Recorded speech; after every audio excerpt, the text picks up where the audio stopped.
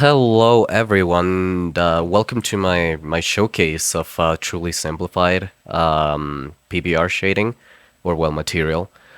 So the main goal of this shader, or well, material, was to recreate, or at least come as close to the look of Wuthering Waves without using post-process materials and or making in-engine modifications to it. So this is all inside your default lit material inside the engine. It relies a lot on emissive values, but yeah. So we have a few things to look over. First of all, the eye. It has a default emissive value of 0.3, which is then plugged into the emissive. Otherwise, it would be your default lit material, and we don't want that. Then it's multiplied with the sky atmosphere illumination. I clamp it so that it doesn't go too overboard. I multiply it, and then I have an additive. This it has two parts. First of all, it's the emissive mask that they have. I am not sure on all of the purpose of it, so I kind of just thought about it and kind of guided myself through intuition. So it's definitely not a one-to-one, nor really recreating what Wuthering Waves have. I kind of just waltz it in. So basically, I have the mask. It's multiplied by a mask material thingy that all characters have. This is multiplied then by an emissive, which of course it's also multiplied by the diffuse. Then I have a spot, which is this thing. I have a few controls over it, so that I can change the shape, the position, and whatnot. And yeah, that's basically the eye.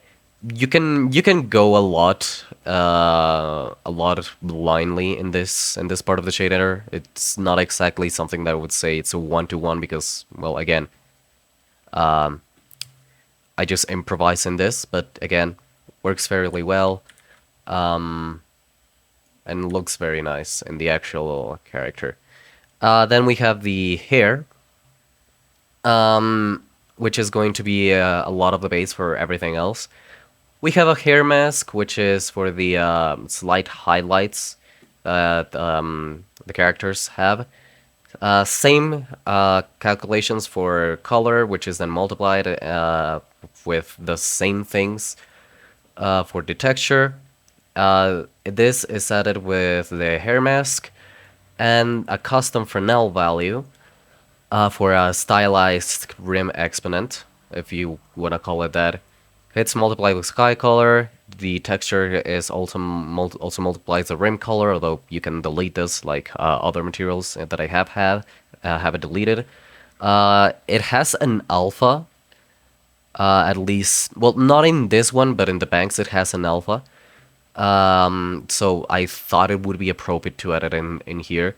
So it multiplies. I get the light direction,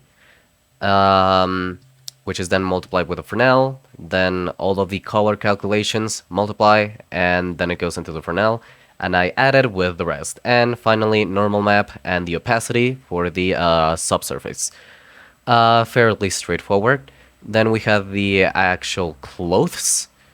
It has subsurface if needed, with a mask and a color. I need to make this a parameter, but you get the idea. Then I have an emissive texture in case, like in this texture, it has an alpha. So just in case it needs it, I multiply it, and I have a multiplier for the actual intensity of the effect. Texture, 0.3 multiplied by the sky color, you know the drill. The actual emissive from this texture is added alongside the Fresnel. Basically the same, but without the textures. And then all of that is plugged into the emissive. Metallic rough specular, basically the same, just with some lerp nodes, because this has an alpha. and I thought it would be appropriate to have the clothes to be more of a PBR, in terms of how they receive light. But for the skin, it is a perfect diffuser, so zero specularity, zero metallicness, and one roughness. That's the rule of thumb. Finally, for the face, fairly straightforward. We have basically the same, but we add the SDF calculations, which is essentially the things that we get, so that the shadows don't become all weird in the characters and it looks ugly. So like this, you can see that some shadows were added that were not there before, and it looks kind of bad. You can see the deformation in the mouth. We don't want that to achieve that stylized shading. You can see clearly the difference there. If you want a more in-depth look into this part, I would recommend looking at this tutorial by Tech Art John, which is essentially a one-to-one in terms of the shader. I basically copied it. Thank you very much. It's very nice and works very well. But yeah, now again, this is without any post-process input nor engine changes. All of this made through the materials.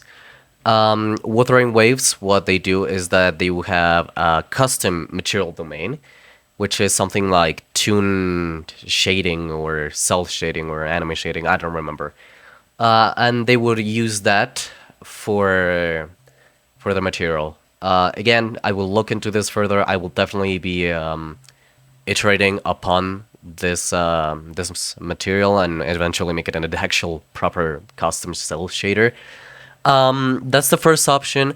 The second option, which is what I recommend, would be to look at this tutorial by Visual Tech Art, physically based cell shading. This is in my opinion, the best cell shading tutorial out there for Unreal. It explains what's wrong with the normal implementations that we see in common implementations of Shell Shader out there in YouTube. And basically not only improves it in every way, but also just expands upon it at an insane degree.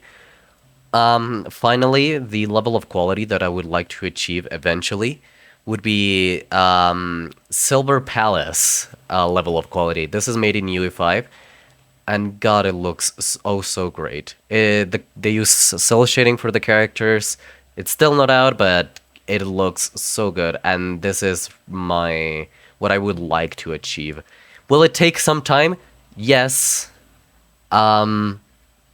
But dang it, I might as well try when I have time. I will try it when in my free time. Not exactly my main focus right now. I did this in like 3 days.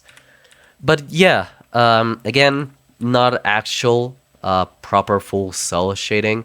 This is more of a simplified version that nullifies some of the PBR. Well, not nullifies, but diminish a lot of the PBR normal stuff that Unreal Engine has through pure brute force using emissive values. Again, if you really want a cell shader that's good and doesn't suck ass, just edit the engine internally.